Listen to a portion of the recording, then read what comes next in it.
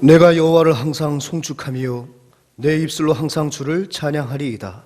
내 영혼이 여호와를 자랑하리니 곤고한 자들이 이를 듣고 기뻐하리로다. 이를 듣고 기뻐하리로다. 아멘. 다 같이 자리에서 일어나셔서 찬송가 3장 부르시면서 은혜의 보좌 앞으로 나아가겠습니다.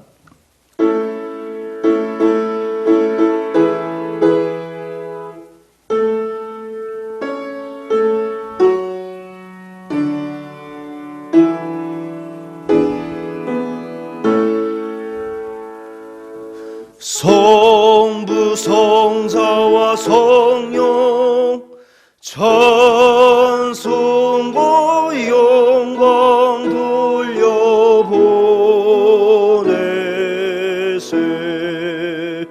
태초로 지금까지 또 영원 무궁토록 성삼위께 영광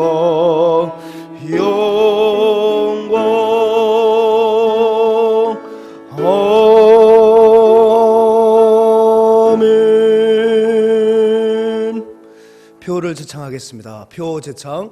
예수로 충만하고 성령으로 전도하자. 아멘. 교도문 16번 함께 교독하겠습니다. 여호와여, 내가 주께 부르짖으오니 나의 반석이요 내게 길을 막지 마소서. 주께서 내게 잠잠하시면 내가 무덤에 내려가는 자와 같을까 하나이다. 내가 주의 지성소를 향하여 나의 손을 들고 주께 부르짖을 때에 나의 간구하는 소리를 들으소서. 악인과 악을 행하는 자들과 함께 나를 끌어내지 마옵소서. 그들은 그 이웃에게 화평을 말하나 그들의 마음에는 악독이 있나이다. 그들은 여호와께서 행하신 일과 손으로 지으신 것을 생각하지 아니하므로 여호와께서 그들을 파괴하고 건설하지 아니하시리로다. 여호와를 찬송하며 내 간구하는 소리를 들으시미로다. 여호와는 나의 힘과 나의 방패이시니 내 마음이 그를 의지하여 도움을 얻었도다. 함께 읽습니다. 여호와는 그들의 힘이시요 그의 기름 부음 받은 자의 구원의 요새이시로다. 아멘. 사도신경으로 우리의 신앙을 주님 앞에 고백하겠습니다. 전능하사 천지를 만드신 하나님 아버지를 내가 믿사오며 그 외아들 우리 주 예수 그리스도를 믿사오니 이는 성령으로 잉태하사 동정녀 마리아에게 나시고 본디오 빌라도에게 고난을 받으사 십자가에 못 박혀 죽으시고 장사한 지 사흘 만에 죽은 자 가운데서 다시 살아났으며 하늘에 오르사 전능하신 하나님 우편에 앉아 계시다가 저리로서 산 자와 죽은 자를 심판하러 오시리라. 성령을 믿사오며 거룩한 공예와 성도가 서로 교통하는 것과 죄를 사하여 주시는 것과 몸이 다시 사는 것과 영원히 사는 것을 믿사옵나이다. 아멘. 모두 자리에 앉으시기 바랍니다. 찬송가 31장 찬양하나 복되신 구세주 예수 함께 찬양하신 후에 오남욱 전사님 기도하시겠습니다.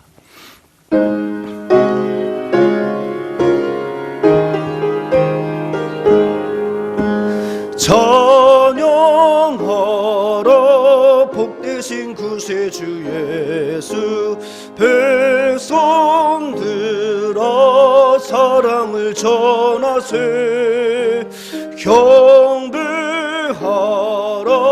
하늘의 천군과 천사. 주님 앞에 영광을 돌리세. 찬양하라 복되신 구세주 예수. 우리 대신 죽임을 당했네. 구주 예수 영원한 구원의 소망. 경배하며 겸손히 절하세. 찬양하라 우리 죄 지신 예수. 그의 사랑 한없이 크셔라. 찬양하라 높으신 권세를 찬양. 찬양 찬양 영원히 드리세. 찬양하라 복되신 구세주 예수. 천사들아 즐겁게 찬양해. 구주 예수 영원히 다스리시니 멸류관을 주 앞에 드리세. 구주 예수 세상을 이기시고 영광 중에 또다시 오시리. 찬양하라 높으신 권세를 찬양. 찬양 찬양 영원히 드리세. 아멘.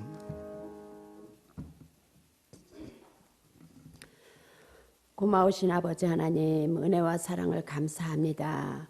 우리를 코로나19에서 지켜주시고 우리가 하나님 앞에 다시 예배를 회복할 수 있는 은혜 가운데 우리의 삶을 주관하시고 붙들어 주심을 감사합니다.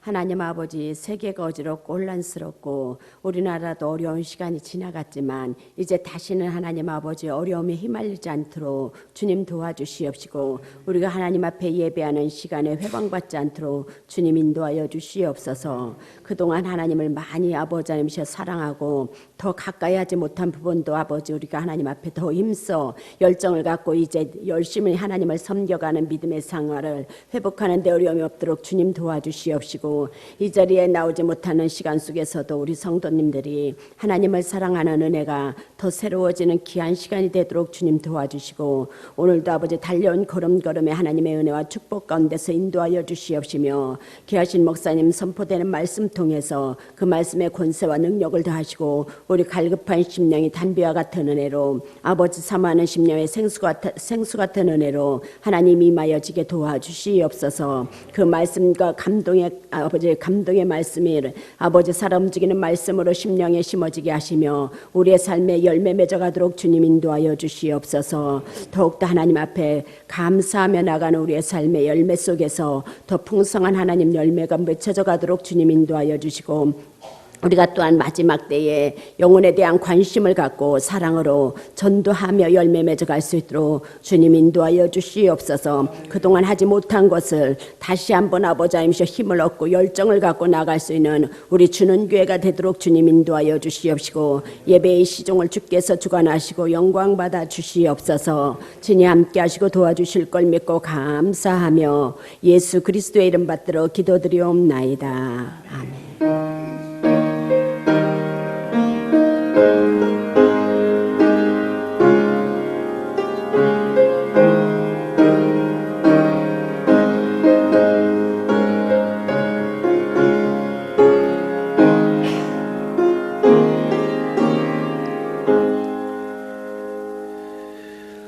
네, 교회 소식을 전하겠습니다. 4월은 이제 전파의 달이죠. 우리 성경 암송 같이 하겠습니다. 시작.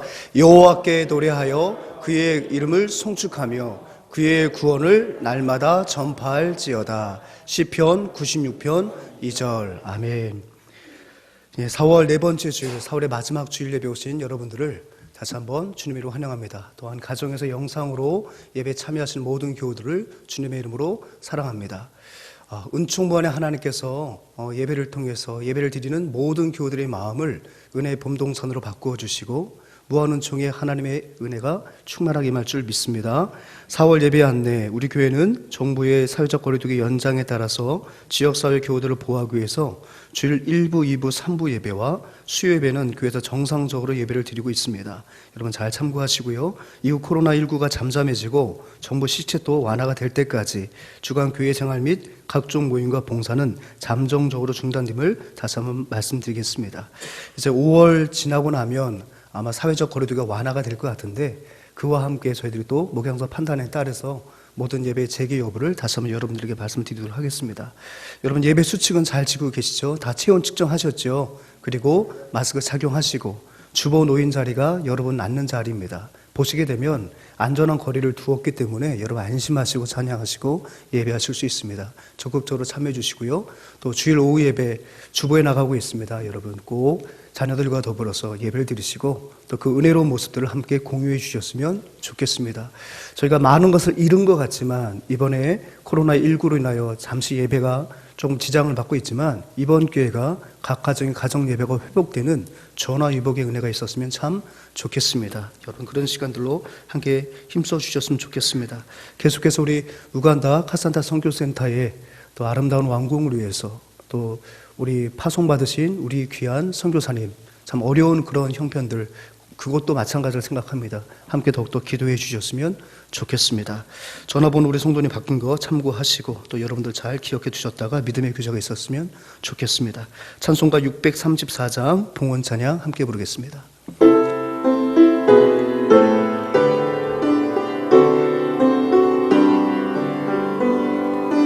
모든 것이 주께로부터 왔으니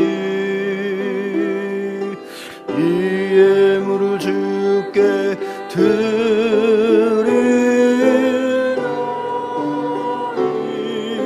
드리나이다.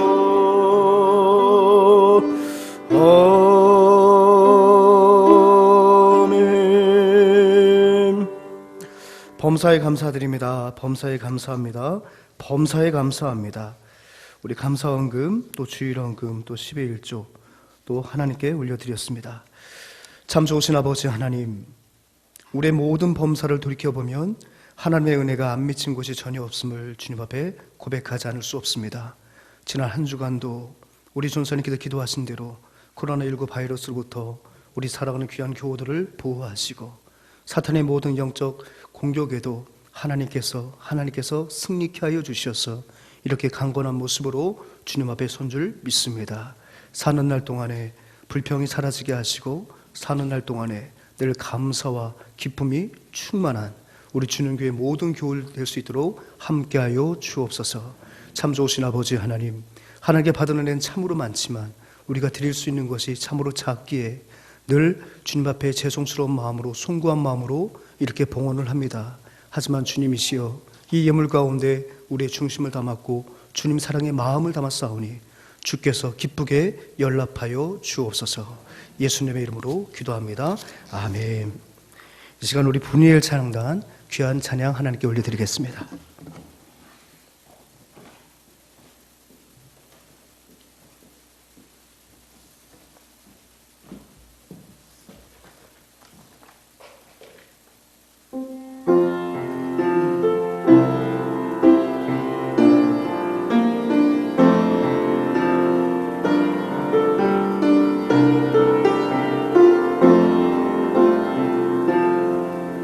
내가 고난 중에도 찬송할 수 있으니 은혜의 힘입니다.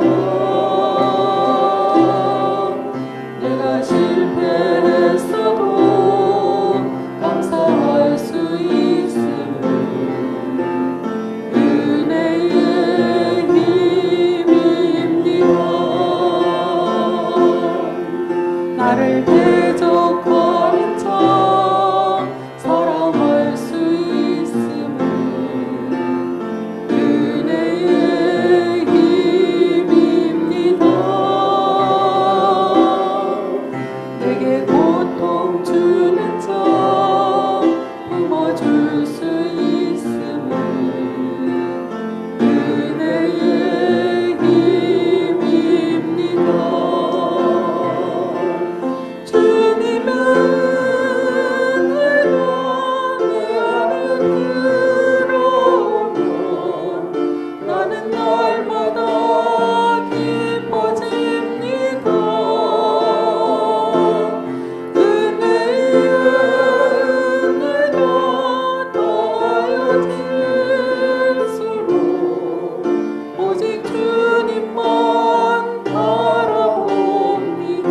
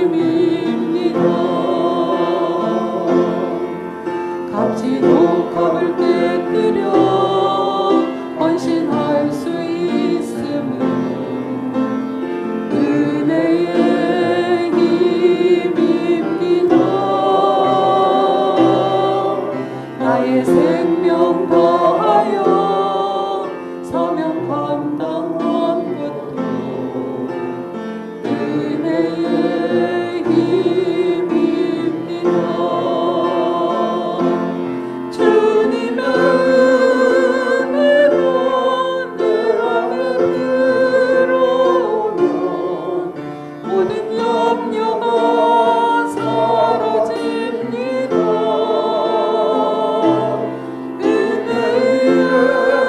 은혜가 더하여질수록 견디고 이길 힘이 생깁니다. 주님의 은혜가 내 안에 들어오면 나는 날마다 기뻐집니다. 은혜가 더하여질수록 오직 주님만 바라봅니다.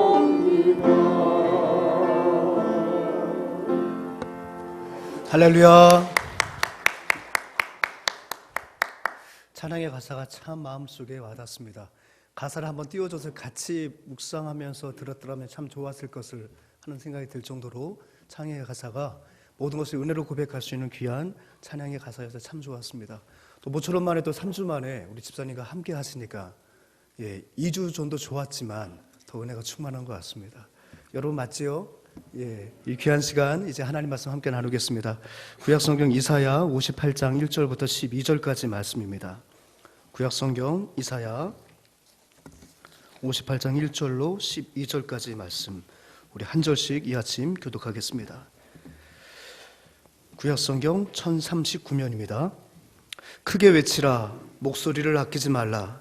내 목소리를 나팔같이 높여 내 백성에게 그의 허물을, 야곱의 집에 그들의 죄를 알리라.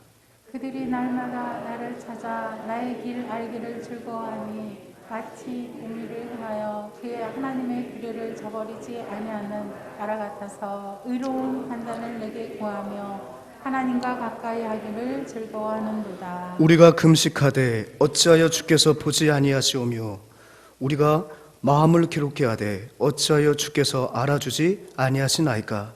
보라, 너희가 금식하는 날에 오락을 구하며 온갖 일을 시키는도다. 보라, 너희가 금식하면서 논쟁하며 다투며 악한 주먹으로 치는도다. 너희가 오늘 금식하는 것은 너희의 목소리를 상달하게 하려는 것이 아니니라. 이것이 어찌 내가 기뻐하는 금식이 되겠으며 이것이 어찌 사람이 자기의 마음을 괴롭게 하는 날이 되겠느냐. 그의 머리를 갈대같이 숙이고 굵은 배와 재를 펴는 것을 어찌 금식이라 하겠으며 여호와께 연락될 날이라 하겠느냐. 내가 기뻐하는 금식은 흉악의 결박을 풀어주며 멍에의 줄을 끌어주며 압제당하는 자를 자유하게 하며 모든 멍에를 꺾는 것이 아니겠느냐. 또 줄인 자에게 내 양식을 나누어 주며 유리하는 빈문을 집에 들이며 헐벗은 자를 보면 입히며 또 내 고륙을 피하여 스스로 숨지 아니하는 것이 아니겠느냐. 그리하면 내 빛이 새벽같이 비칠 것이며 내 치유가 급속할 것이며 내 공의가 내 앞에 행하고 여호와의 영광이 내 뒤에 호위하리니. 내가 부를 때에는 나 여호와가 응답하겠고 내가 부르짖을 때에는 내가 여기 있다 하리라. 만일 내가 너희 중에서 멍에와 손가락질과 허망한 말을 제하여 버리고 통하여 괴로워하는 자의 심정을 만족하게 하는 내 묵지 흑암 중에서 떠올라 내 얼굴이 될 것이며. 여호와가 너를 항상 인도하여 메마른 곳에서도 내 영혼을 만족하게 하며 내 뼈를 견고하게 하리니 너는 물된 동산 같겠고 물이 끊어지지 아니하는 샘 같을 것이라.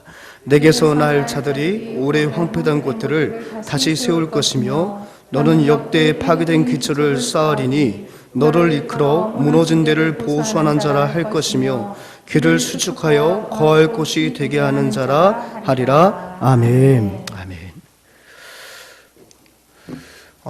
저희 부친께서는 가정에서 드라마 보는 것을 참 싫어하셨습니다. 드라마 참 재밌잖아요, 그죠? 그래서 참 어릴 때 그 소원이 뭐였냐면 내가 어른 되면 드라마 실컷 봐야지 그렇게 생각을 했어요. 늘 그냥 9시 뉴스 보시면 그냥 채널을 끄세요.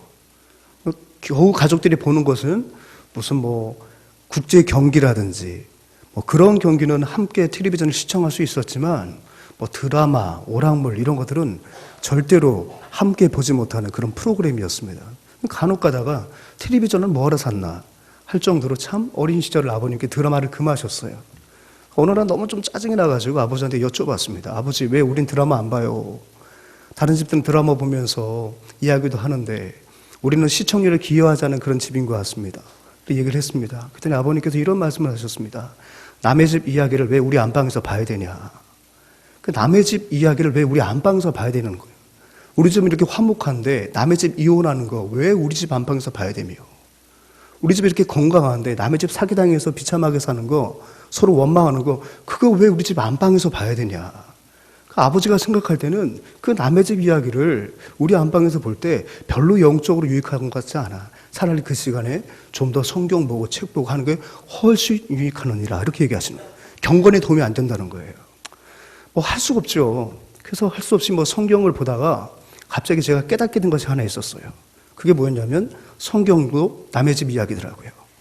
한번 보니까 성경도 남의 집 이야기예요. 그래서 아버지에게 제가 말했어요. 아버지, 성경도 남의 집 이야기입니다. 그랬더니 더 이상 말씀은 안 하셨습니다. 그래서 어릴 적 소원이 월요일 날은 월화 드라마 보고 수목 드라마 보고 또 금요일 날은 뭐 드라마 극장 같은 거 보고 토요일 날 주말 드라마 보는 그런 가정들이 그렇게 부러웠었습니다. 그리고 제가 이제 성인이 되고 가정을 분갈하니까 드라마를 보기 시작했어요. 그런데 저도 역시 마찬가지예요. 저도 가려보게 되지 아무거나 이렇게 보지는 않습니다. 최근에 제가 그래도 소문을 듣고 보는 드라마가 하나 있는데 그게 바로 제가 지금 화면에 띄워드린 이 드라마예요. 제목 한번 읽어볼까요? 시작. 슬기로운 의사생활. 오늘 성경 말씀 제목하고 조금 여러분 접목이 되죠? 예. 이 작가는 슬기로운 감방생활이라는 그 드라마, 또 여러분 잘 아시는 응답하라 1988, 그 드라마 작가가 또다시 이번에 이 작품을 만들었다고 하더라고요.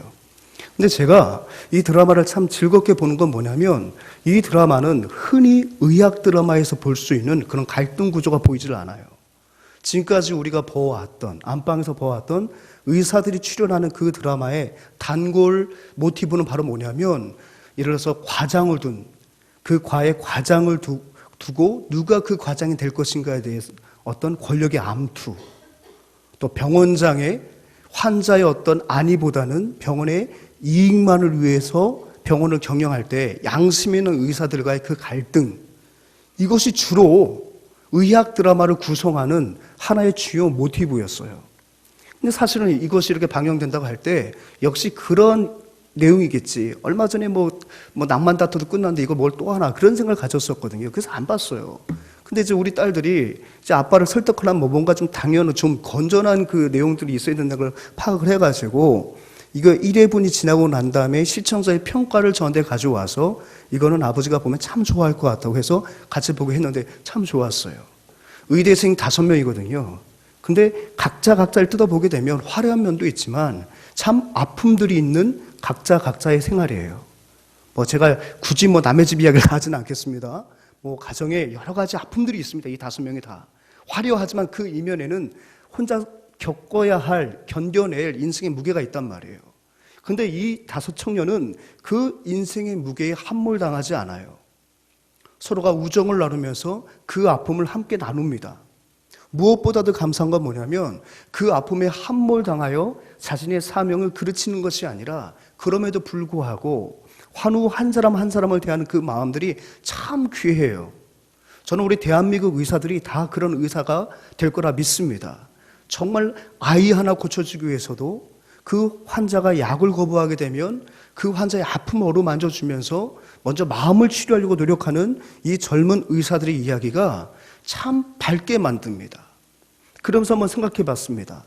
내가 만약에 드라마 작가라면 후속편을 만든다면 이렇게 만들면 참 재미있겠다. 슬기로운 목회생활. 여러분 괜찮겠죠? 시청률 떨어질까요? 예. 슬기로운 목회생활. 이것도 참 괜찮겠는데? 그렇게 생각을 했습니다. 이렇게 생각하던 차에 제가 지난주에 주일학교 초등학교 4학년 때부터 함께 같은 교회를 섬기고 고등학교, 제가 아버지가 교회를 개척하시면서 따라 나오기 전까지 10수년을 어릴 코 올릴 때부터 함께 신앙생활을 했던 그 친구들을 만날 수 있는 기회가 있었습니다. 그 친구 중에 남자친구 하나는 이제 목사예요. 정말 한 십수년 만에, 한 20년 만에, 아니면 20년이 뭡니까? 30년 만에 거의 가까이 만나서 함께 이제 살아온 이야기를 하는데 참 놀라운 이야기를 듣고 다시 마음속에 큰 감동을 받았어요. 그 친구도 역시 한 교회 담임 목사는 아니지만 열심히 교회를 섬기고 있는 신실한 주의 종입니다. 결혼을 해서 자녀를 무려 4이나 출산을 했더라고요. 저는 셋인데 명함을 내밀 수가 없었어요. 남자 둘, 여자 둘. 다 이상적이잖아요. 그죠? 그러니까 그 손자, 손녀에게는 이모도 만들어주고 고모도 만들어주고 큰아버지도 만들어주고 작은아버지도 만들어주는 아주 그냥 바람직한 가정계획을 했더라고요.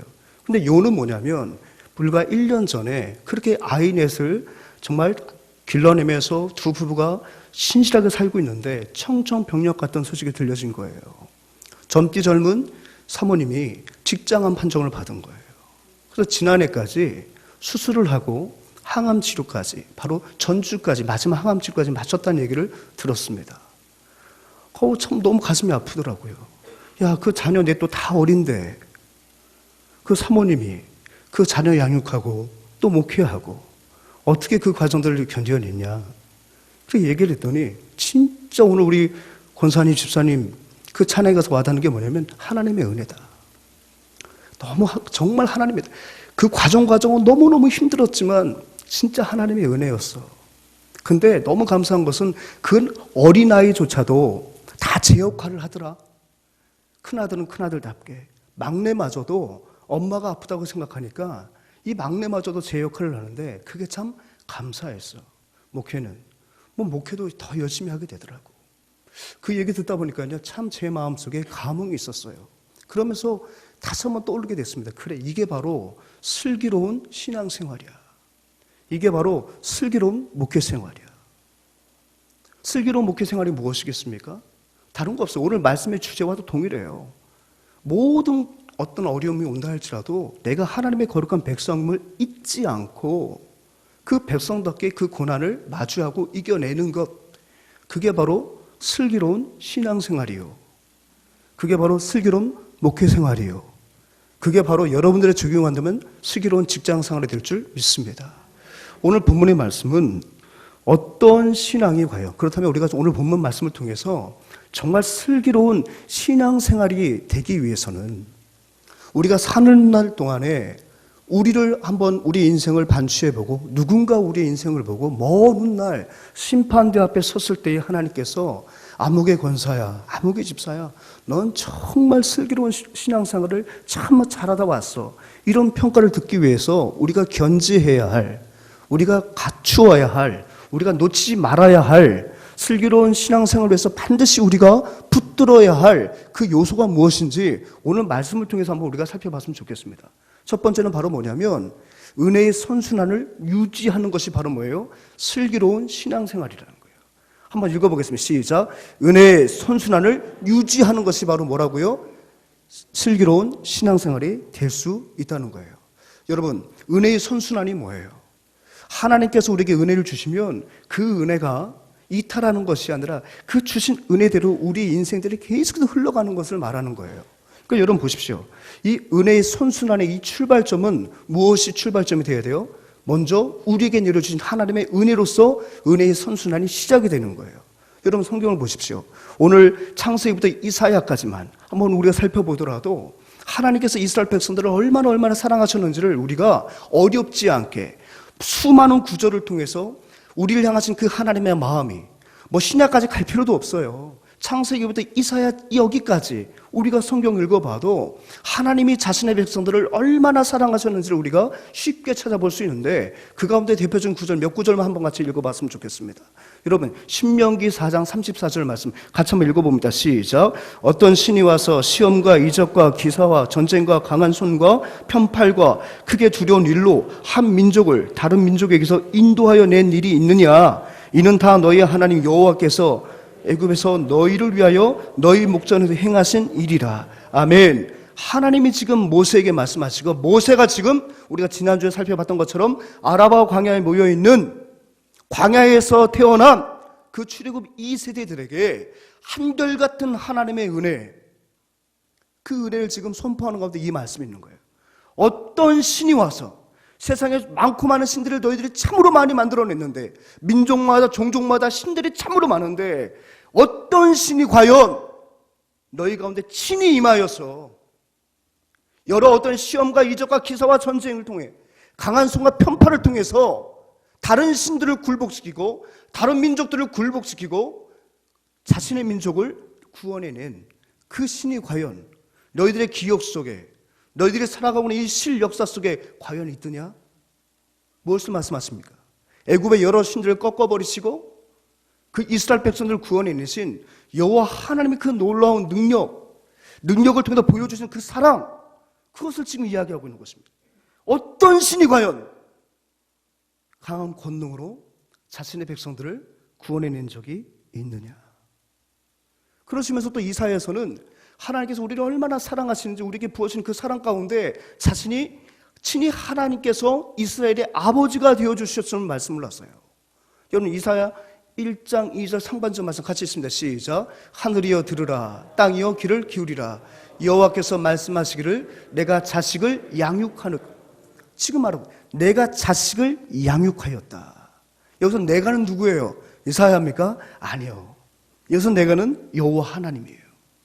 여호와 하나님이 자식을 양육하셨대요. 그 자식이 바로 누굽니까? 지금 이사야의 예언을 듣는 이스라엘 백성들이에요. 그러니까 하나님이 얼마나 이스라엘 백성들을 사랑하셨는지 죄 많은 인생들을 친히 나의 자식이라고 말씀하세요. 또 하나님이 얼마나 이스라엘에게 특별한 은혜를 베풀어 주고 사랑을 베풀어 주셨는지 이사야 1장 3절의 상반절을 보게 되면 하나님이 이스라엘의 주인이 되어 주셨다고 말씀하고 있습니다. 성경 말씀 있습니다. 시작. 소는 그 임자를 알고 나귀는 그 주인의 구윤을 알건만은. 여기서 보게 되면 소는 그 임자를 안다. 비유적인 표현이죠. 여기서 임자와 그 나귀의 그 주인 누구예요? 하나님이세요. 하나님이 우리를 소유하셨다는 거예요. 너희는 하나님께 속한 자라는 거예요. 여러분, 이것보다 더 큰 하나님의 은혜가 어디 있어요?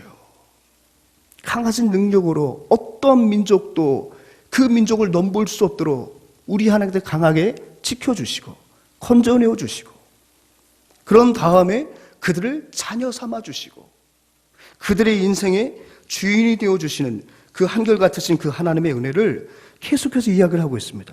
여러분 한번 생각해 볼게요. 왜 하나님께서 이스라엘 백성들을 이렇게 사랑할 수밖에 없었습니까? 따져보면 이스라엘 백성들이 이렇게 하나님의 특별한 구원의 은총을 받고 이렇게 하나님의 자녀가 될 정도로 하나님께서 소유하지 않으면 안 될 정도의 어떤 선행과 다른 민족에서는 볼 수 없는 어떤 우월한 DNA가 있었기 때문에 하나님이 그들을 그렇게 사랑하셨나요? 아니에요. 신명기 7장 7절부터 9절까지 말씀 한번 천천히 한번 같이 읽어봅니다. 시작. 여호와께서 너희를 기뻐하시고 너희를 택하심은 너희가 다른 민족보다 수요가 많기 때문이 아니니라. 너희는 오히려 모든 민족 중에 가장 적으니라. 여호와께서 다만 너희를 사랑하심으로 말미암아 또는 너희 조상들에게 맹세하신 지키게 하심으로 말미암아 자기의 권능의 손으로 너희를 인도하여 내시되 너희를 그 종되었던 집에서 애굽왕 바로의 손에서 속량하신. 8절까지만 읽어볼게요. 7절 보니까 여호와께서 너희를 기뻐하시고 너희를 택하심은 너희가 다른 어떤 민족들보다 수요가 많기 때문에, 정말 수가 많기 때문에, 가장 강하기 때문에, 가장 생명력이 있고 가장 지혜롭고 가장 능력이 있기 때문에 내가 너희를 사랑하지 않으면 안 될 어떤 필연적인 요소가 너희들 가운데 충분히 있었기 때문에 너희를 사랑한 게 아니야.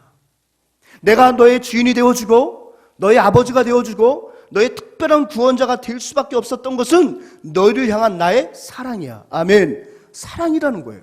그러니까 왜 하나님이 나를 사랑하는지 우리는 우리 편에서 도무지 그것을 설명할 길이 있어요, 없어요? 없어요. 왜 하나님이 나를 사랑하시고 나의 아버지가 되어주시고 내 인생의 주인이 되어주시고 지금까지 내 인생 흘러올 때에 정말 녹록지 않았으나 그 모든 시련 가운데는 나를 하나님의 편파가 강한 오른손으로 붙들어 주셨는지, 또 장차 나를 왜 저 천국 백성으로 삼아주셨는지, 여러분 그것을 합리적으로 논리적으로 이성적으로 설명할 분 계시겠습니까? 없어요. 그래서 우리가 신방 다니면서 또 여러분들에게 제가 이제 자주 물어보게 될 거예요. 권사님이 가장 좋아하는 찬양이 뭡니까? 집사님이 가장 좋아하는 찬양이 뭡니까? 최근 들어서 가장 많이 흥얼거리는 찬양이 뭡니까? 여러분, 임영웅 말고 장민호 말고 여러분이 정말 좋아하는 찬양이 뭡니까? 물어보면 여러분 바로바로 나오실 수 있어야 돼요. 근데 제가 신방단임에 물어보면 대다수의 많은 성도님들이 몇 찬양이 이렇게 모아지게 되더라고요. 근데 그 가운데 거의 탑 안에 들어간 게 뭐냐면 찬송가 304장이에요. 아, 하나님의 은혜로 이 쓸데없는 자 왜 구속하여 주는지 난 알 수 없었다. 너무 솔직한 가사예요. 왜 나를 구속하여 주지? 왜 내게 성령 주셔서 내 마음 감동해 주 예수 믿게 하는지 난 알 수 없도다. 여러분, 그것을 알고 있어요? 설명할 수 있습니까? 내가 왜 사랑할 수밖에 없는지 그 사랑을 논리적으로 설명할 수 있습니까? 만약 그 사랑을 논리적으로 설명할 수 있다면 그 사랑은 어찌 보면 조건부적인 사랑일 거예요. 예쁘니까, 잘생겼으니까, 재산이 있으니까, 직업이 좋으니까. 그 사랑은 어찌 보면 좀 씁쓸하지 않아요? 아무것도 가진 것이 없는데 그냥 좋은 거예요. 하나님이 우리를 바라봤을 때 바로 이런 사랑을 주셨다는 거예요. 아멘. 이 은혜가 오늘 이 아침에 우리를 감동케 만들고 감격하게 만들고 다시 한번 힘을 붙들어주는 그런 은혜가 되었으면 좋겠어요. 8절 그걸 말하고 있는 거예요. 다만 너희를 사랑하심으로 말미암아, 또 사랑하셨기 때문에 너희 조상들과 언약을 수없이 맺으셨는데 그 영원한 언약을 준행하시기 위하여 애굽 땅에서 애굽화되었던 너희를 고쳐서 내가 다시 건져내었어. 여러분, 이것이 바로 은혜의 선순환의 시작이라고 할 수 있는 특별한 하나님의 은혜가 우리에게 주어졌다는 거예요. 사랑하는 여러분, 칼빈은 말하고 있잖아요. 그의 교리를 통해서 우리에게 주신 그 하나님의 은혜가 뭐예요? 불가항력적인 은혜잖아요. 저는 이 단어를 참 좋아요. 불가항력적인 은혜. 저와 여러분들이 하나님 앞에 구원받을 수 있었던 것은 우리로선 설명할 수 없어요. 다만 피할 수 없는 하나님의 사랑, 저항할 수 없는 하나님의 은혜, 그것이 저와 여러분들에게 베풀어 주시는 하나님의 특별한 은혜요. 이것으로 우리는 하나님께서 베풀어 주시는 은혜의 선순환의 그 사이클 안에 우리가 들어올 수 있었다는 것입니다. 그러면서 이제 9절 말씀이 참 중요한 말씀이거든요. 9절 말씀 같이 읽습니다. 시작. 그런즉 너는 알라 오직 내 하나님 여호와는 하나님이시요 신실하신 하나님이시라. 그를 사랑하고 그의 계명을 지키는 자에게는 천대까지 그의 언약을 이행하시며 인애를 베푸시되. 여러분, 이 9절 말씀에서 하나님이 은혜의 선순환을 우리에게 허락해 주시는 거예요. 내가 여러 많은 민족 중에서 너희를 택한 것은 너희를 사랑하기 때문이야. 거기서부터 하나님의 사랑의 역사가 시작되거든요. 그 사랑을 받은 너희들은 어떻게 살아야 되는 줄 아니? 너희는 신실하신 하나님을 기억하고 그를 사랑하고, 너희가 그 은혜를 받았으니까, 저항할 수 없는 은혜를 받았으니까 너희는 하나님을 사랑하고 그리고 그의 계명을 지켜야 돼. 여러분, 성경을 보게 되면 하나님을 사랑한다고 고백할 때 반드시 따라붙는 것이 하나 있는데 그게 뭔지 아세요? 계명을 지키는 거예요. 신약에서도 나를 사랑하는 자는 나의 계명을 지키는 자라야 나를 사랑한다고 말씀하세요. 그러니까 하나님 사랑은 그저 관념적으로 고백적인 사랑이 아니라 실천적인 사랑이 덧붙여지는데 그게 바로 뭐예요? 계명을 준수한다는 거예요.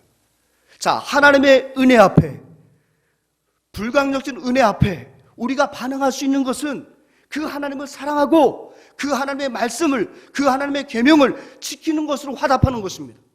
그러면 하나님은 또 어떻게 하십니까? 그 아래에 보게 되면 그의 계명을 지키는 자에게 또 하나님은 또 어떻게 하신다고요? 천대까지 그의 언약을 이행하시고 베풀어 주신다는 거예요. 아멘. 천대까지라는 것은 숫자적으로 딱 천대에 끝나는 게 아니고 다시 계약하는 게 아니에요. 천대라는 것은 무한수를 말하는 성경의 하나의 상징적인 수예요.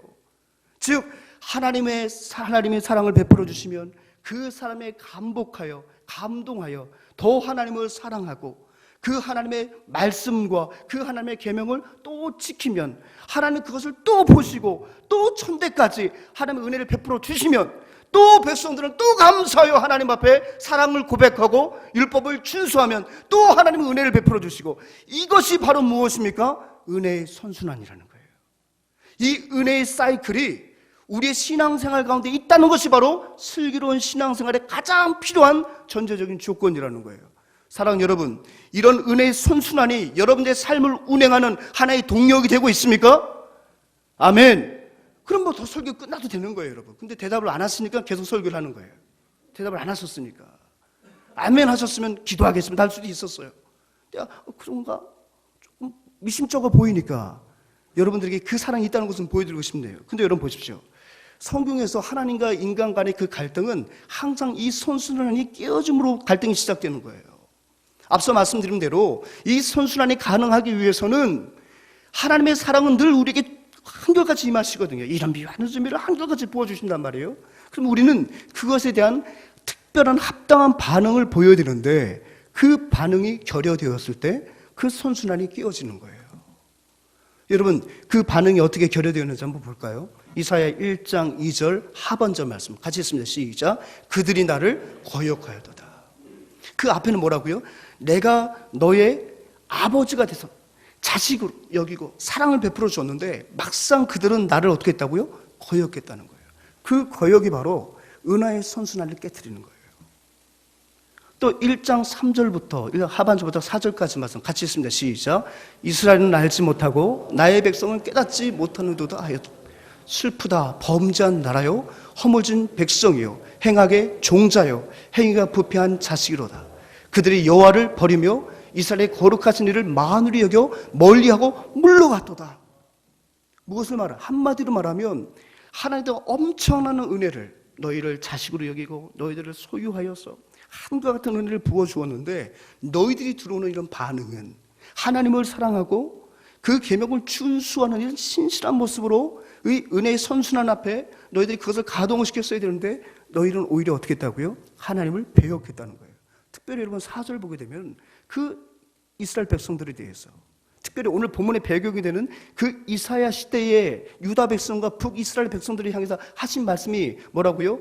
범죄한 나라다, 허물진 백성이다, 행악의 종자다, 행위가 부패한 자식이로다. 정말 이게 여러분 무서운 욕이에요. 무서운 욕. 무서운 평가예요. 여러분 무서운 평가. 하나님이 내리시는 가장 무서운 평가가 이거 아니겠습니까? 왜 이런 평가를 내리셨어요? 그들이 여호와를 버렸대요. 이스라엘의 거룩하신 일을 만울히 여겼대요. 근데 여러분 언제 이스라엘 백성들이 하나님을 버렸습니까? 그들은 여전히 하나님 앞에 정한 절기마다 절기를 지켰고 월삭과 매일마다 하나님 앞에 제사를 드렸거든요. 스스로 생각할 때는 하나님을 버린 적이 없어요. 오늘도 하나님 앞에 제사를 드렸는데요. 근데 하나님은 그들이 하나님을 버렸다고 말을 해요. 하나님을 만울히 여겼다고 말을 해요. 무엇 때문에 그렇게 말씀하십니까? 무엇 때문에 그렇게 말씀하십니까? 여러분 잠깐 되짚어 보면 이 선순환을 가능하는 이 동력은 바로 첫 번째는 아까 살펴봤었죠. 하나님의 절대적인 은혜였잖아요. 그죠? 두 번째, 이 선순환을 계속해서 가동시켜도 필요한 것이 바로 뭐였어요? 하나님의 은혜를 받은 백성들이 하나님 사랑과 계명의 준수였어요.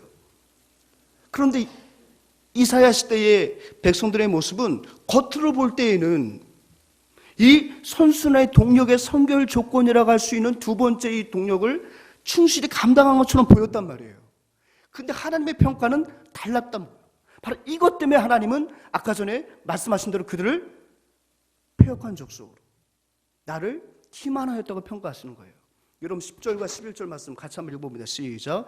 너희 소돔의 관원들아 여호와의 말씀을 들을지어다. 너희 고모라의 백성들아 우리 하나님의 법에 귀를 기울일지어다. 여호와께서 말씀하시되 너희의 무수한 재물에 내게 무엇이 유익하뇨? 나는 순양의 번제와 살찐 짐승의 기름에 배불렀고 나는 수송아지나 어린 양이나 순년수의 피를 기뻐하지 아니하노라. 맞아요. 이스라엘 백성들은요 하나님을 형식적으로 외형들은 버린 적이 없어요. 늘 11절에 말하는 것처럼 무수한 재물을 갖고 하나님 앞에 제사를 드렸습니다. 살찐 짐승을 잡아서 그 기름을 불살라 여호와 하나님께 흠양하시도록 하나님이 정하신 방법대로 날마다 정한 날마다 나와서 제사 드리고 정한 날마다 나와서 또 제사 드리고 예배하고 어떤 신앙의 형식은 규범화하여서 아주 기가 막히게 지키고 있었지만 하나님이 보실 때는 하나님 사랑이 결여되었고 온 마음으로 그것을 감당하지 않다고 판단하신 거예요. 추려볼 수 있겠네요. 결국은 하나님께서 이들에 대한 평가는 이들의 그 은혜의 선순환에서 그들이 벗어날 수밖에 없었던 그 선순환을 깨뜨렸던 가장 주된 원인은 바로 지금 본문에 띄어진 이 내용이에요. 같이 아랫부분 있습니다. 시작. 하나님에 대한 사랑이 없는 형식적인 신앙생활, 즉 외식이에요. 아멘.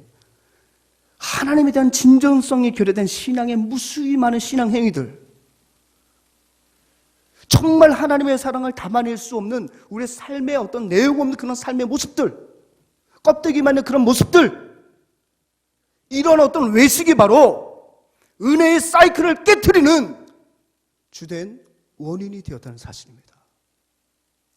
이 사연은 여러분 크게 세 부분으로 나눠볼 수 있습니다. 내용적으로 본다면 첫 번째로 바로 뭐냐면, 하나님께서 이와 같이 외식으로 일삼는 이스라엘 백성들에 대해서 비판하시면서 그들에게 심판을 선고하신 내용이에요.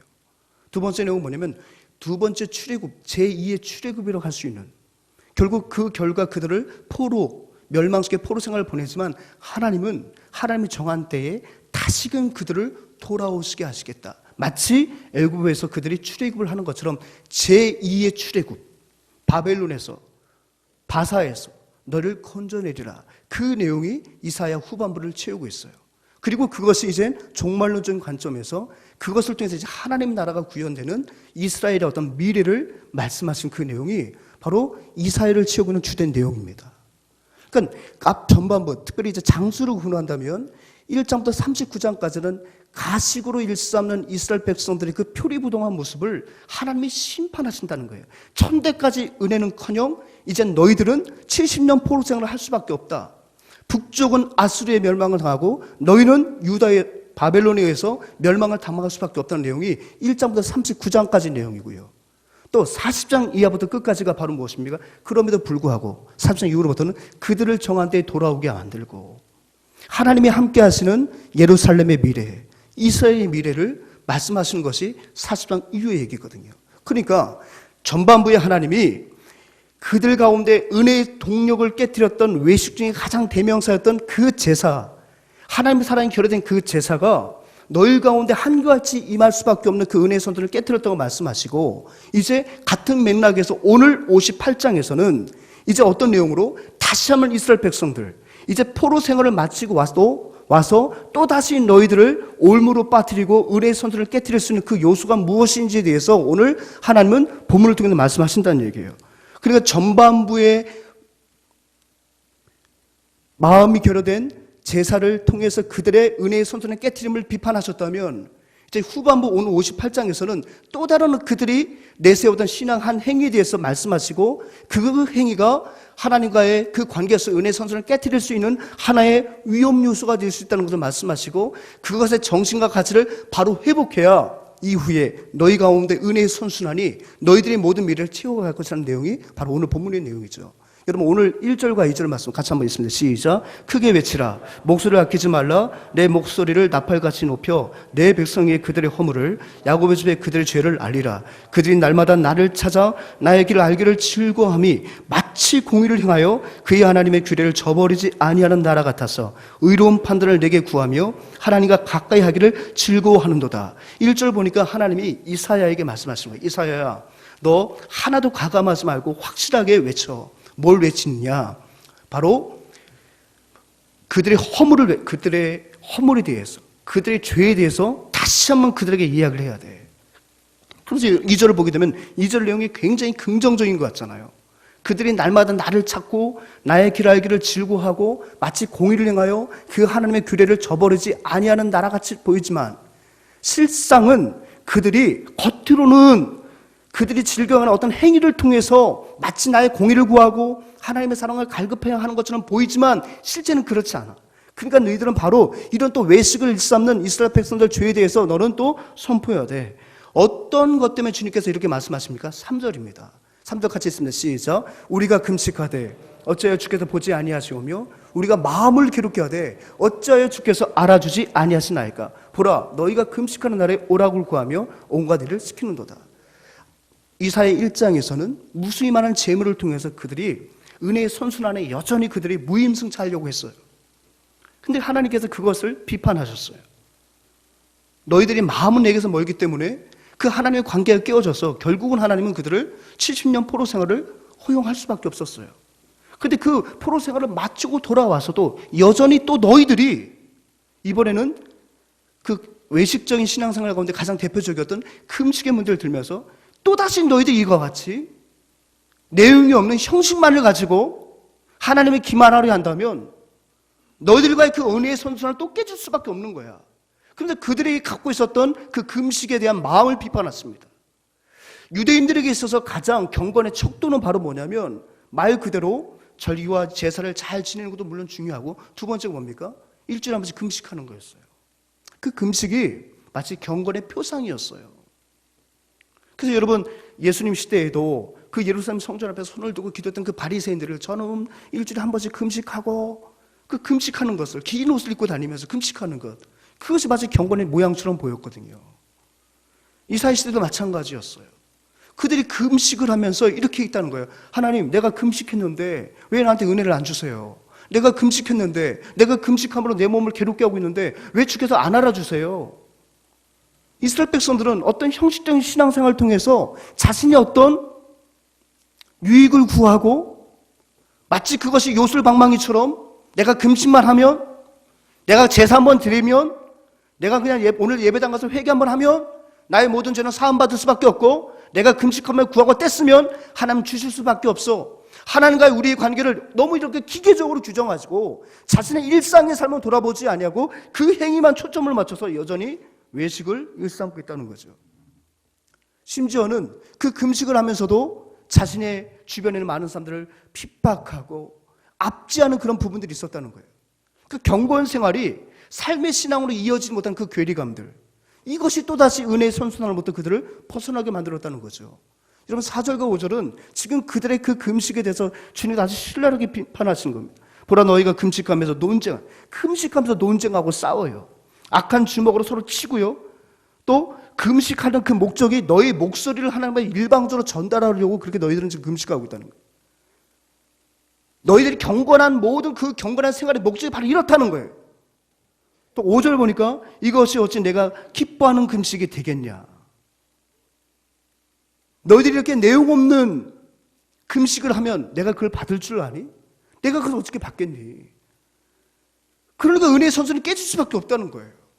그래서 하나님은 어떻게 하십니까? 그들의 그 금식을 그들의 그 어떤 경건 생활을 고쳐주심으로 다시금 그들이 은혜의 선순환의 사이클 안에서 하나님과 온당한 관계를 회복하기를 원하셨어요. 외식을 버리고 신앙생활이 생활신앙으로 확장되기를 원하시는 하나님의 마음이 오늘 말씀을 통해 보인다는 거예요. 여러분의 신앙생활이 생활신앙으로 이어지길 바랍니다. 우리가 신앙생활하는데 거꾸로 보면 생활신앙인 거예요, 여러분. 참되온 신앙생활은 생활신앙인 거예요. 삶이 예배가 되고, 아멘. 우리의 신앙생활이 무엇으로? 생활신앙. 이건 구호하고 하나님 명제화했으면 좋겠습니다. 그래서 하나님 말씀하신 것. 그러면 우리의 너의 그 경건 생활이 실적인 삶의 경건으로 하나님을 사랑하는 그 증거로 나타나기 위해서는 내가 이러한 너희들의 예배를 원한다. 이러한 금식을 원한다. 주님 말씀하십니다. 6절 같이 했습니다. 시작. 내가 기뻐하는 금식은 흉악의 결박을 풀어주며 멍에의 줄을 끌어주며 압제당한 자를 자유하며 모든 멍에를 꺾는 것이다. 내가 기뻐하는 금식이 뭔 줄 알아? 그냥 네가 쫄쫄 굶고 죄를 뒤집어 쓰고 배 옷 입고 막 그런 그게 아니야. 너의 그 금식은 너를 위한 금식이 아니라 너희 민족을 위한 금식이 돼야 돼. 정말 내가 원하는 금식은 바로 6절을 보게 되면 네 가지를 말하잖아요. 흉악의 결박을 끊어주고 멍에의 줄을 끌어주고 압제당한 자를 자유케 하고 모든 멍에를 벗어주고 한마디면 자유예요. 자유. 내가 기뻐하는 금식은 자유를 주는 거예요. 자유를. 생각해 보라. 너희들이 그 고난당할 때 애굽에서 고난당할 때 내가 너희들에게 어떤 은혜를 베풀었더냐. 압제당하는 너희에게 내가 자유를 베풀지 않았느냐. 그러니까 한마디로 말하면 금식을 하게 되면 무엇을 깨닫게 되는 거예요? 내가 얼마나 하나님 앞에 큰 죄인인가를 깨닫게 되는 거예요. 그게 금식의 목적이에요. 내가 그게 유익이에요. 내가 금식을 하게 되면 내가 하나님 앞에 엄청난 사랑을 받은 자임을 자각하게 되는 거예요. 그리고 그 하나님 앞에 내가 겸비한 모습으로 그 받은 은혜를 내가 이후에 이 금식을 마쳤을 때 그 받은 은혜를 가지고 내가 어떻게 살아야 될까?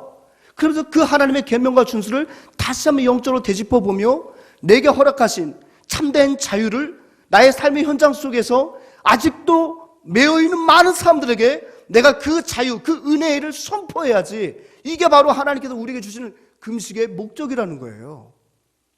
또 7절을 보면 또 역시 네 가지가 나오죠. 금식하는 자가 베풀어야 할, 실천해야 할 그런 네 가지가 나오는데, 줄인 자에게 내 양식을 주며 유린 빈민의 집에 드리고 헐번들을 보면 입히고 내 곤욕을 피하여 스스로 숨지 말고. 역시 네 가지인데 한마디로 보내면 실천적인 긍휼을 베풀라는 거예요. 이게 바로 참된 금식의 목적이에요. 너를 위한 금식이 아니라 금식의 목적은 공동체를 위한 금식인 거예요. 이런 성경을 보게 되면, 특별히 구약 성경을 보게 되면 금식하는 사건들이 나오는데 한 개인의 문제가 없고 금식하지 않아요. 에스더가 금식을 선포할 때도 자기 혼자의 안위만을 위해서 하는 것이 아니라 뭡니까? 이스라엘 민족 공동체를 위해서. 모든 공동체의 백성들이 흉악한 아하수에로의 하만의 그 괴계로부터 자유함을 얻고 모든 그 폭정 속에서 하나님이 베풀어 주는 그 긍휼을 사모하고 그 긍휼을 주기 위해서 그는 금식을 합니다. 미스바에서의 이스라엘 백성들의 금식도 역시 공동체의 문제였습니다. 하나님, 우리가 너무 죄 가운데 자유함을 잃어버렸습니다. 다시 한번 우리의 자유함을 회복시켜 주시고, 또한 우리 민족들의 죄악들을 바라보면서 물을 보며 주님 앞에 금식하며 기도하는 가운데 다시 한번 실천적 긍휼을 베푸는 패역한 백성이 아니라 은혜의 선순환에 동참하는 그런 민족 되기를 원합니다.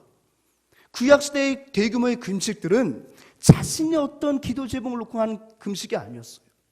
자신을 포함한 모든 공동체가 하나님 앞에서의 다시 한번 자유를 갈망하고 실천적 긍휼을 베풀기 위한 수단으로 하나님 그들에게 금식을 선포하게 하셨단 말이에요. 근데 그런 어떤 그 경건, 그런 어떤 아름다운 규례가 너무 개인화되고 말았다는 거죠. 자기 소원을 성취하기 위해서, 자기 힘을 과시하기 위해서.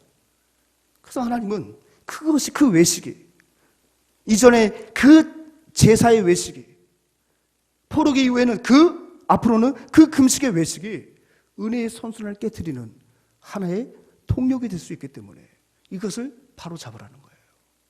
그 다음에 여러분 보십시오. 하나님께서 이 금식의 본질적인 것을 다시 한번 저희들이 회복하여 그 하나님의 은혜 앞에 하나님을 사랑하고 이웃을 사랑하는 그 모습으로 모든 경건 생활이 드려지게 되면, 회복이 되면 천대까지 베푸신 그 하나님의 은혜가 구체적으로 그들에게 어떻게 임할 것인가를 말씀하시는데 8절 보십시오. 그리하면 내 볕이 새벽같이 비칠 것이다. 또 치유가 급속할 것이다. 공의가 내 앞에 행하고 여호와의 영광이 내 뒤에 호위할 것이다.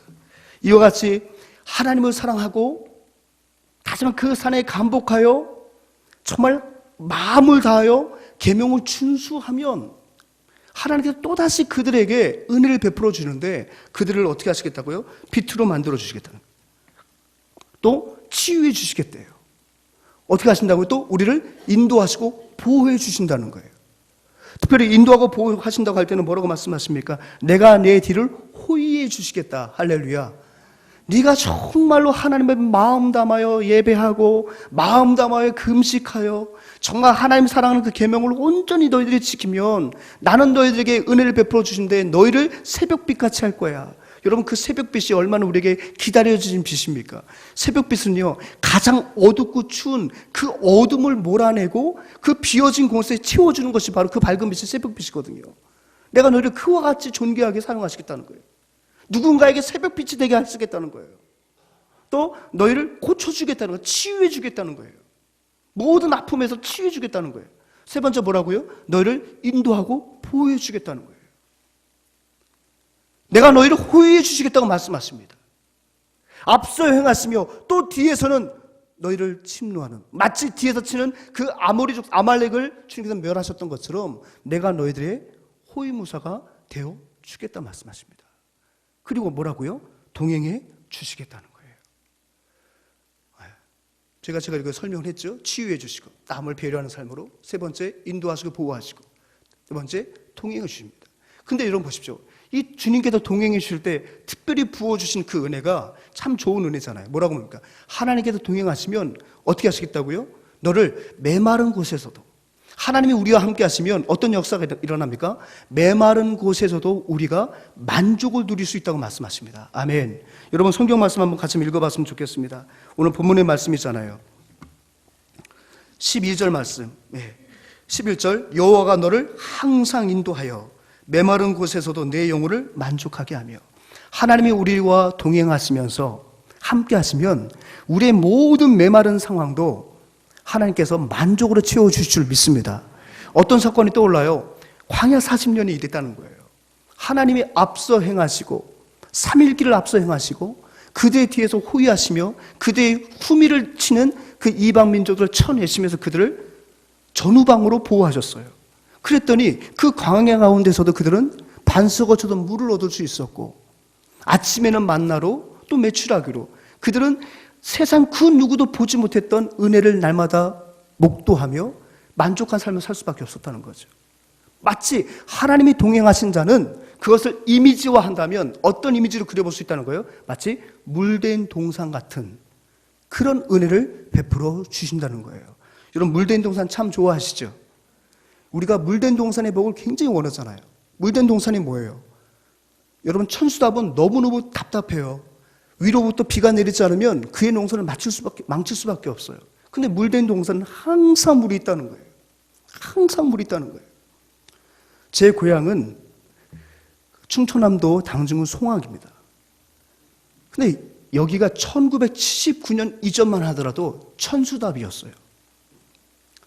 농수를 그렇게 쉽게 구할 수 있는 곳이 아니었어요. 비가 내려야만 농사를 잘 지을 수 있었어요. 근데 1979년 10월 26일 날 박정희 대통령이 그 삽교촌에 와서 아산만 방조제, 삽교촌 그 준공식으로 그날 세상 떠났거든요. 그러니까 삽교촌이 만들어지고 아산만 방조제가 만들어진 다음에 해수와 그 다음에 일반 담수를 구분하게 되었어요.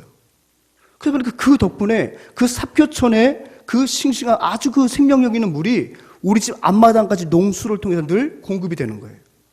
그럼 늘 가면은 밭을 가고 논을 가면 항상 요만한 한 1m 폭의 농수로가 있는데 거기에 물이 항상 졸졸졸졸 흘러요. 그럼 예전에 아버지가 이거 봐라, 이 물을 흐르는 소리 봐라. 이 물 때문에 우리 이렇게 넓은 논, 이 넓은 땅에 항상 농사가 잘 돼. 우린 비 안 와도 이렇게 정기적으로 공급되는 이 농수 때문에 우리는 늘 걱정이 없어. 얼마나 이 물소리가 좋은 소리인 줄 아니? 그러니까 농부의 아들로 태어나다 보니까 그걸 너무 소중하게 여기더라고요. 근데 저는 잘 모르잖아요. 그죠? 전 드라마도 못 보게 돼 삐져가지고 별로 그게 감흥이 없었어요. 여러분, 그때는 그걸 흘겨들었는데 이 성경 말씀을 읽다 보니까 물대인 동산이 뭔지를 알겠더라고요. 가뭄이 없는 거예요. 늘 한결같은 하나님의 은혜가 바로 물된 동산으로 비유되고 있는 거예요. 하나님을 사랑하고 그의 계명을 정말 지키며 경건의 모양만 갖추는 것이 아니라 경건의 실시한 내용을 갖고 하나님을 사랑하고 이웃을 섬기는 그런 신앙으로 은혜의 선순환이 일어나게 되면 하나님은 그에게 물된 동산 같은 은혜를 주신다는 거예요. 아멘. 그러면 이제 마지막으로 살펴볼게요. 그러면 이 물된 동산 은혜를 받은 자들이 감당할 또 사명은 또 뭐예요? 여러분 계속 설교가 반복되고 있죠. 왜 그래요? 이게 은혜의 선순환이에요. 그러면 하나님이 동행하심으로 하나님이 나를 빛으로 삼아주시고 하나님이 나를 치유해 주시고 하나님이 나를 인도하고 보호하시며 나의 호위무사가 되어주시고 하나님이 나를 동행하심으로 나에게 물된 동산 은혜를 천대까지 베풀어 주신다면 우리의 후손들은 그 은혜를 가지고 또 뭘 하는 거예요? 또 뭘 하라는 얘기예요? 첫째, 오래 황폐된 것들을 다시 세우는 거예요. 두 번째, 파괴된 기초를 다시 쌓는 거예요. 세 번째, 무너진 데를 다시 보수하는 거예요. 네 번째, 길을 수축하여 걸 곳이 되게 하는 거예요. 무엇을 말합니까? 마치 패전 국가가 일어나는 것처럼 보이는데 바로 그거예요. 이런 은혜의 선순환에 있는 너의 자손들은 그 은혜를 잊지 말고 너희가 사는 그 공동체의 모든 무너진 데를 하나님의 은혜의 선순환이 깨어짐으로 말미암아 황폐해지고 피폐해진 그들 가운데 찾아가서 다시 한번 그들을 위로해주고 그들에게 먹을 것을 주고 그 주님 배를 채워주고 주님의 사랑을 실천함으로 다시 한번 그들의 마음이 하나님의 성령이 거할 곳으로 만들어버리고 그들의 마음에 무너진 성들을 다시 한번 세워주는 것, 이것이 바로 은혜 받은 백성의 하나님과 동행하는 백성의 물된 동산의 은혜를 받은 백성들이 다시 한번 그 은혜에 감사하여 준수해야 할 계명이라고 말씀하십니다. 이제 말씀을 정리하겠습니다. 오늘 성경 말씀은 계속해서 여러분 반복되는 것 같아요. 왜냐하면 이 성경이 그래요, 여러분. 천대까지 은혜를 베푸신데 이런 맥락을 흘러가는 거예요. 하나님이 우리 사람에게 특별한 은혜를 주십니다. 특별한 은혜. 여러 민족 가운데를 구원해내시고 우리를 지켜주시고 광야에서 메마른 곳에도 만족해 하시며 주린 영혼에게 만족을 채워주는 그 하나님의 은혜, 그 특별한 은혜가 사람에게 온다면 우리 인생들은 그 은혜 가지고 탄다고요? 다시 한번 그 하나님을 더욱더 사랑함으로 그것이 제사가 됐던 예배가 됐던 금식이 됐던 모든 경건 생활 가운데 우리의 마음을 담고 이웃사랑의 마음을 담고 율법의 본질대로 말씀의 본질대로 그것을 실천하면 또다시 우리 하나님은 천대까지 은혜를 베푸시게 해서 또 우리에게 은혜를 베풀어 주시고 또 은혜를 베풀어 주시고 아멘. 그럼 또 우리는 그 사랑에 감복하여 또 여러 종교의 어떤 껍데기 형식이 아니라 마음 담은 종교 행위를 통해서 경건 생활을 통하여 또 하나님께 감사하면 또 하나님은 우리를 은혜를 베풀어 주시고 이것이 바로 우리의 평생도록 반복되어야 할 은혜의 선순환인 줄 믿습니다. 이것을 깨닫고 외식을 격퇴하고 하나님을 기만하지 않으면 진실한 마음으로 교회와 우리 이웃 공동체를 사랑하고 그들의 무너진 데를 세우기 위해서 내게 주신 은혜를 사용한다면 그것이 우리 주님의 역사였잖아요. 늘 주님의 사랑을 주는 거예요. 내가 받았으니까, 내가 배고파 봤으니까, 내가 과거의 죄로부터 압제를 당해 봤으니까 아직 그것을 알지 못하는 자에게 또다시 그 사랑을 흘려보내면 우리 하나님께서는 우리의 천대까지 놀라운 은혜를 채워주실 줄 믿습니다. 물된 동산의 은혜를 받은 주님의 성도들이여 이 땅에 무너진 데를 다시 한번 보수하고 코로나로 피폐해진 백성들의 마음을 다시 한번 주의 사랑을 채워가고 일으켜 세워주는 그 사명을 감당할 때 주는 교회는 여전히 주는 것이 받는 것보다 복이 있다는 증거물로 우리 교회를 사용하여 주실 줄 믿습니다. 아멘. 말씀을 준비하면서 다시 한번 저의 삶이 이런 삶이 되었으면 좋겠다 다짐하게 되는 찬양이 있었습니다. 여러분 잘 아시는 찬양이잖아요. 나자니처럼 밤의 달처럼 내가 정말 하나님의 그 낮에도 베풀어 주시고 밤에도 베풀어 주신 그 은혜를 받았다면 나도 역시 그 하나님의 빛을 비추는 인생이 되어야 되는데 그래야 그 하나님의 은혜의 선순환이 내 삶 가운데 늘 반복이 될 텐데 내가 정말 이것이 부족하구나 많이 깨닫게 됩니다. 저와 여러분들도 이 찬양 부르며 하나님 내가 정말 낮에 해와 같은 하나님의 은혜 밤에 달과 같은 하나님의 은혜를 받은 자로서 정말 그와 같이 살 수 있는 은혜의 선순환이 내 삶 가운데 일어나는 그런 삶이 되게 하여 주옵소서. 우리 그런 마음으로 1절만 함께 찬양하겠습니다. 우리 이 시간 가슴에 손을 모으고 가사를 묵상하며 찬양하겠습니다.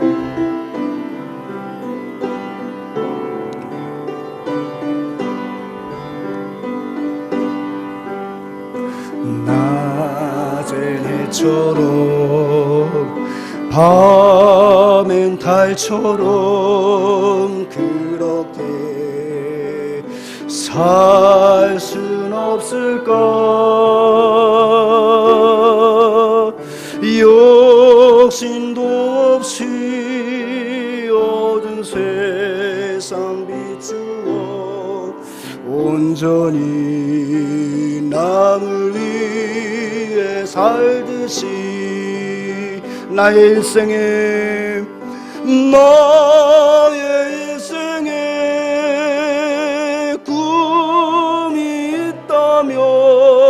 이 땅에 빛과 소금 되어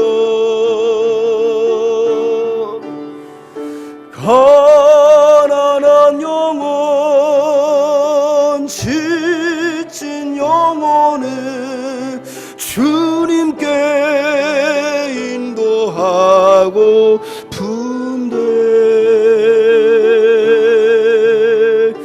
나의 욕심이 나의 못난 자가 언제나 커다란 짐되어 나를 짓눌러 마음을 공곡해 하니 예수여 나를 도와주소서. 기도 제목 드리겠습니다. 하나님 은혜의 선순환이 우리 삶 가운데 가능하도록 불가항력진 하나님의 은혜를 주셨습니다. 우리는 그 사랑 앞에 늘 사랑하고 하나님을 사랑하고 하나님의 계명을 온전히 마음 담아 준수할 때에 우리가 마음 담아 예배할 때에, 마음 담아 금식할 때에, 마음 담아 경건생활을 할 때에 하나님은 천대까지 은혜를 베푸신다 하셨는데, 하나님 정말 그 은혜의 선순환이 있도록 진정성 있는 신앙의 모습으로, 나눔 있는 신앙의 모습으로 주님 앞에 나아가는 우리 인생 되게 하여 주시고 우리 교회 되게 하여 주옵소서. 이와 같은 기도 제목으로 주님 앞에 기도하며 나아갑니다. 주여, 참 좋으신 아버지 하나님 감사합니다. 우리 가운데 감당할 수 없는 하나님의 은혜를 부어주시고, 또 그 은혜에 대해서 우리가 하나님을 사랑하는 마음으로, 또 하나님을 사랑하고 이웃을 사랑하고 정말 그 계명을 준수함으로 나아가면 우리 하나님은 천대까지 우리에게 은혜를 베풀어 준다 하셨는데, 때로는 우리가 정말 이러한 은혜의 말씀을 쳐버리고 우리가 마음이 없는 형식적인 아버지 신앙의 모습으로 주님을 기만하고 주님의 마음을 앞에 갈 때가 참으로 많았습니다. 이것이 은혜의 선순환에서 깨트릴 수밖에 없는 우리의 연약함을 주님 앞에 고백합니다. 이제 다시 한번 신앙의 본질을 회복되게 하시고, 아버지 경건의 모양이 아니라 경건의 능력을 회복함으로 말미암아 그 은혜의 선순환으로 우리의 신앙생활이 슬기로운 신앙생활이 될 수 있도록 하나님 함께 하여 주옵소서. 신앙생활로 생활신앙으로 이어지는 것이 바로 슬기로운 신앙생활이 된 줄 믿습니다. 아버지 하나님, 이런 은혜 주시고 슬기로운 신앙생활을 통하여 이번 한 주도 승리하며 살아가는 우리 주님께 모든 교들 될 수 있도록 함께 하여 주시고 역사하여 주시옵소서. 우리 가운데 동행하여 주시옵소서. 아버지 이 땅의 모든 무너진 데를 주님의 사랑으로 보수하는 주님의 거룩한 자녀 될 수 있도록 함께 하여 주시옵소서. 참 좋으신 아버지 하나님, 주께 받은 그 은혜에 합당한 삶으로 하나님을 사랑하고 이웃을 사랑하며 계명을 온전히 주님 사랑의 마음으로 준수함으로 말미암아 은혜의 그 순순함이 늘 우리의 삶 가운데 있어 우리의 신앙생활이 슬기로운 신앙생활 되게 하시고, 그 신앙생활이 생활신앙으로 이어지는 승리하는 한 주 우리 모든 남은 생이 될 수 있도록 함께하여 주시옵소서. 우리 주 예수 그리스도의 은혜와 다음 없으신 하나님의 사랑하심과 성령님 위로 교통 임재하심이 오늘 이 말씀을 듣고 은혜의 선순환을 통하여 슬기로운 신앙생활인이 될 것을 믿음으로 결단하는 우리 모든 교우들 심령 위에 이제부터 영원토록 함께 있을지어다. 아멘.